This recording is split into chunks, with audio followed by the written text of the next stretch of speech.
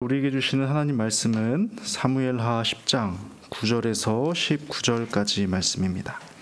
사무엘하 10장 9절에서 19절까지 말씀 한 절씩 교독하시고 마지막 절 합독하시겠습니다. 요압이 자기와 맞서 앞뒤에 친 적을 보고 이스라엘의 선발한 자 중에서 또 엄선하여 아람 사람과 싸우려고 진치고 그 백성의 남은 자를 그 아우 아비새의 수하에 맡겨 암몬 자손과 싸우려고 진치게 하고 이르되 만일 아람 사람이 나보다 강하면 네가 나를 돕고 만일 암몬 자손이 너보다 강하면 내가 가서 너를 도우리라. 너는 담대하라. 우리가 우리 백성과 우리 하나님의 성읍들을 위하여 담대히 하자. 여호와께서 선히 여기시는 대로 행하시기를 원하노라 하고 요압과 그와 함께한 백성이 아람 사람을 대항하여 싸우려고 나아가니 그들이 그 앞에서 도망하고 암몬 자손은 아람 사람이 도망함을 보고 그들도 아비새 앞에서 도망하여 성읍으로 들어간지라. 요압이 암몬 자손을 떠나 예루살렘으로 돌아가니라. 아람 사람이 자기가 이스라엘 앞에서 패하였음을 보고 다 모임에 하닷에셀이 사람을 보내 강 건너쪽에 있는 아람 사람을 불러내매 그들이 헬람에 이르니 하닷에셀의 군사령관 소박이 그들을 거느린지라. 어떤 사람이 다윗에게 알림해 그가 온 이스라엘을 모으고 요단을 건너 헬람에 이르매 아람 사람들이 다윗을 향하여 진을 치고 더불어 싸우더니 아람 사람이 이스라엘 앞에서 도망한지라. 다윗이 아람 병거 700대와 마병 4만 명을 죽이고 또 그 군사령관 소박을 치매 거기서 함께 죽으니라. 봅니다. 하닷에셀에게 속한 왕들이 자기가 이스라엘 앞에서 패함을 보고 이스라엘과 화친하고 섬기니 그러므로 아람 사람들이 두려워하여 다시는 암몬 자손을 돕지 아니하니라. 아멘. 자녀가 있으신가요? 자녀를 보면 어떤 마음이십니까? 자녀를 생각하면 어떤 생각과 바람이 생기시나요? 물론 사랑일 테죠. 때론 미안함이나 죄책감이 들기도 하지만 언제나 좋은 길로 걷기를 원하는 마음은 변함이 없을 겁니다. 그렇기에 배 아파서 낳은 것이 분명하고 내 생명 걸고 낳은 것이 분명하겠죠. 여기에 더해 자녀를 키우며 내 삶을 곱게 갈아 먹이셨을 겁니다. 내 생명으로 새 생명을 출산했고 내 삶을 양분 삼아 새 삶을 키워내신 겁니다. 그런데요, 자녀는 화초가 아닌 것 같습니다. 정성을 쏟은 만큼 잘 자라서 예상한 때에 꽃을 피워야 하는데 그렇지가 못한 거예요. 내 생명, 내 삶, 내 마음까지 다 들어갔는데 이상하게도 내 마음대로 되지가 않는 겁니다. 누워만 있는 아기 때야 전적으로 내 도움이 필요했으니까, 사랑스러운 눈망울로 늘 부모를 찾았으니까 내 소유처럼 생각됐지만 걷고 뛰기 시작하면 어떤가요? 이때부터는 심상치 않음을 느끼죠. 이제 내 손이 이끄는 대로 가지를 않아요. 이쪽이 안전하다고 말해줘도 제 눈에 좋아 보이는 길을 선택합니다. 그러다가 다쳐도요, 부모 말 안 들어서 그렇다고는 생각하지 않습니다. 머리가 더 커지면 어떨까요? 이제는 인생길도 제 눈에 좋아 보이는 대로 선택하겠다 합니다. 내가 이미 가본 길이어서 아무리 이것저것 말해줘도 내 마음처럼 안 움직입니다. 이뿐일까요? 내 자녀가 어디서 누굴 만나게 될지도 내 영역 밖의 일이지요. 만남이란 게 얼마나 중요한가요? 한 인생을 뒤바꿀 만한 큰 영향력을 가진 것이 만남 아닙니까? 그런데 이 중요한 문제에도 내가 개입하기가 어려운 거예요. 그러면서 우리는 분명한 사실 하나를 몸소 확인하게 됐지요. 아, 내 영역 밖의 일이 있구나. 그런데 이것은 자녀 양육에만 국한된 일이 아니죠. 잘 아시는 대로 인생 전반에 걸쳐서 이건 내 뜻대로 가능하다, 이건 내 영역이다 할 수 있는 게 얼마나 됩니까? 어떤 일의 결과는 물론이거니와 그 과정을 지나는 중에도 환경, 타이밍, 심지어 마음에 이르기까지 정말 내가 할 수 있는 게 너무 적은 거예요. 그러니 우리는 삶에 있어서 나의 영역과 내 영역 밖에 대한 분명한 이해가 필요합니다. 그래야 그에 걸맞는 반응을 보일 수가 있는 것이거든요. 내 영역이 아닌데 계속 붙잡고 있을 필요가 없는 거예요. 내 영역 밖의 것이니까 내가 해보려고 안간힘을 쏟을 필요가 없다는 겁니다. 반면에 내 영역이 분명하다면 손 놓고 있으면 안 되는 거죠. 내게 주어진 것이니까 그에 걸맞는 준비와 계획을 세워보는 거예요. 내 영역 안에서의 성실을 갖추는 겁니다. 오늘 본문에서도 우리는 이 영역에 대한 태도를 분명하게 살펴볼 수가 있습니다.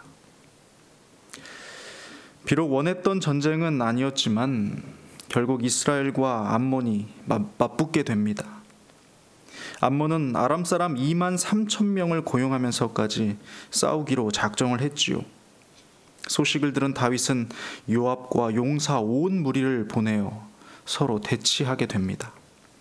그런데 암몬이 포위 전략을 사용합니다. 상황이 8절에 나와 있는데요. 암몬 자손은 나와서 성문 어귀에 진을 쳤고 소바와 르옵 아름 사람과 돕과 아마가 사람들은 따로 들에 있더라. 암몬 사람 자신들은 성문 근처에 진을 치고 고용한 아람 사람은 따로 들판에 매복을 시킨 거예요. 요압은 암몬 자손을 향해서 성 가까이로 나아갔고 잠시 후에 앞뒤로 적군에 둘러싸였다는 걸 알게 됩니다. 그러자 요압도 부대를 둘로 나눕니다. 그 내용이 9절과 10절인데요. 요압이 자기와 맞서 앞뒤에 친 적진을 보고 이스라엘의 선발한 자 중에서 또 엄선하여 아람 사람과 싸우려고 진치고 그 백성의 남은 자를 그 아우 아비새의 수하에 맡겨 암몬 자손과 싸우려고 진치게 하고. 요압의 성품이 어떠했든지 간에 훌륭한 장수임에는 틀림이 없습니다. 앞뒤로 적군에게 둘러싸이자 징병된 이스라엘 병사 중에서도 최정예를 엄선하여 아람 군대 쪽을 향하게 합니다. 그리고 남은 병사는 용장 아비새에게 맡겨 암몬 자손을 막아서게 하지요. 요압의 생각은 이랬습니다. 암몬 자손은 나라의 흥망이 걸린 만큼 필사적일 수밖에 없거든요. 그래서 많은 돈까지 주며 아람을 고용했던 것이고요. 하지만 상대적으로 아람은 그렇지가 못합니다. 참전은 했지만 이들의 목적은 돈과 전리품이었으니까요. 그래서 목숨을 다할 만큼 필사적일 수가 없는 거예요. 그래서 이를 알고 있는 요압은 아람을 먼저 격파하기로 했던 겁니다. 최정예를 뽑아 아람을 먼저 치기로 한 거지요. 그리고는 혹시 모를 상황에 대비해서 아비새에게 말합니다. 만약 아람 사람이 생각보다 강하면 와서 나를 도와라. 반대로 암몬이 너무 강력하면 내가 가서 너를 돕겠다 합니다. 그리고는 덧붙여 말하기를 12절입니다. 너는 담대하라. 우리가 우리 백성과 우리 하나님의 성읍들을 위하여 담대히 하자. 여호와께서 선히 여기시는 대로 행하시기를 원하노라 하고. 숫자적인 열세는 분명했습니다. 또한 적군에게 앞뒤로 둘러싸인 쉽지 않은 전쟁인 것도 요압은 알고 있었지요. 그럼에도 요압은 자신이 할 수 있는 전략을 짰고 병사의 사기를 고무시키기 위해 최선을 다했습니다. 그리고 전쟁의 결과는 하나님께로 돌렸습니다. 곧 싸움은 시작되었고 그 결과를 우리는 지금 눈으로 보고 있지요. 13절 14절입니다. 요압과 그와 함께한 백성이 아람 사람을 대항하여 싸우려고 나아가니 그들이 그 앞에서 도망하고 암몬 자손은 아람 사람이 도망함을 보고 그들도 아비새 앞에서 도망하여 성읍으로 들어간지라. 요압이 암몬 자손을 떠나 예루살렘으로 돌아가니라. 아람이 먼저 와해되었고 이를 본 암몬의 사기도 꺾였습니다. 결국 적군은 뿔뿔이 흩어지며 이스라엘은 승리하게 됐지요. 요압의 군대는 승전보를 울리며 이스라엘로 돌아옵니다. 그런데요, 다 끝난 줄 알았는데 끝이 아니었습니다. 더 큰 전쟁이 기다리고 있었지요.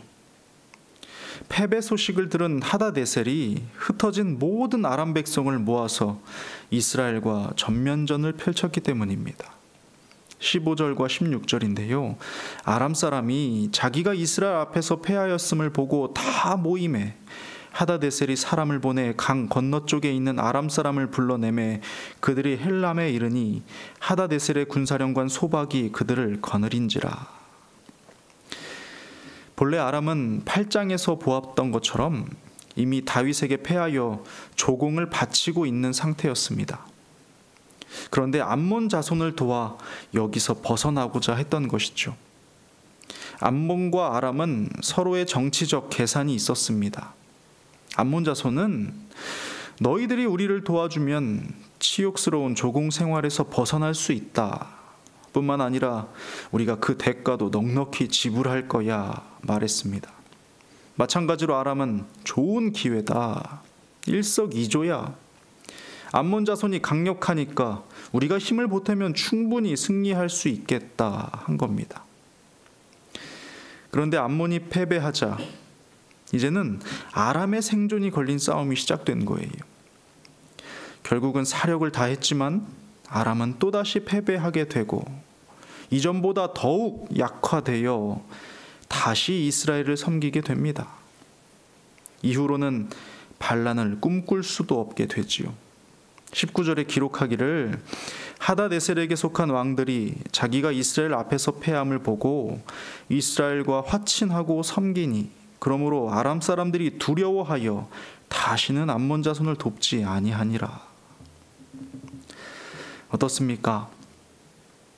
예상치 못한 전쟁이 일어났고 숫자적으로도 열세였던 전쟁이었습니다. 뿐만 아니라 앞뒤로 포위를 당한 매우 위태로운 상황이기도 했지요.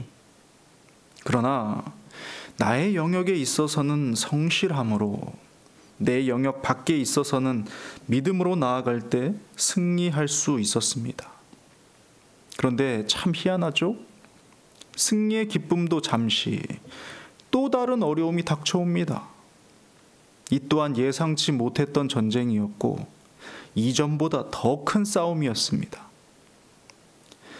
그런데 이 시간은요, 이미 승리를 작정하신 하나님으로 인해 잠재적인 위험 요소까지도 깨끗이 정리가 되는 또 다른 승리였습니다. 분명하게 기록된 말씀은 다윗이 어디로 가든지 여호와께서 이기게 하시니라 하셨거든요. 결국 하나님의 뜻은 이루어지는 것인데 그것은 하나님 백성의 승리라는 것입니다. 마찬가지로 오늘 우리에게도 말씀하십니다. 우리가 사방으로 우겨쌈을 당하여도 쌓이지 아니하며 답답한 일을 당하여도 낙심하지 아니할 것이라 하십니다. 여호와의 말씀이니라 너희를 향한 나의 생각을 내가 아나니 평안이요 재앙이 아니니라 너희에게 미래와 희망을 주는 것이니라 하십니다. 그러니 의심치 말고 낙심치 마시기 바랍니다. 오히려 담담히 나의 영역에 있어서는 성실하며 내 영역 밖에 있어서는 하나님의 약속을 신뢰하는 복된 삶이 되시기를 축복합니다. 이러한 아름다운 삶이 오늘 하루도 여러분 앞에 펼쳐지기를 주님의 이름으로 축복합니다. 기도하겠습니다. 하나님 아버지, 우리가 주 앞에 더욱더 겸손하기를 원합니다. 그리하여서 내게 맡겨주신 자리, 나의 삶의 자리에서는 성실함으로 나아가게 하시고, 내가 어찌할 수 없는 하나님 아버지의 영역에 있어서는 주를 신뢰하는 복된 인생이 될 수 있도록 도와주옵소서. 그러할 때 우리에게 근심이 없으며 평안과 기쁨이 찾아오게 됨을 배웁니다. 무엇보다도 하나님께서는 하나님 백성의 승리를 이루어 가시는 분이시기에 우리는 그 하나님을 의지하여 오늘도 담대히 걸어갑니다. 우리 모두를 도우시고 성령의 충만함으로 우리를 지켜 주옵소서. 감사드리며 예수 그리스도의 이름으로 기도드립니다. 아멘.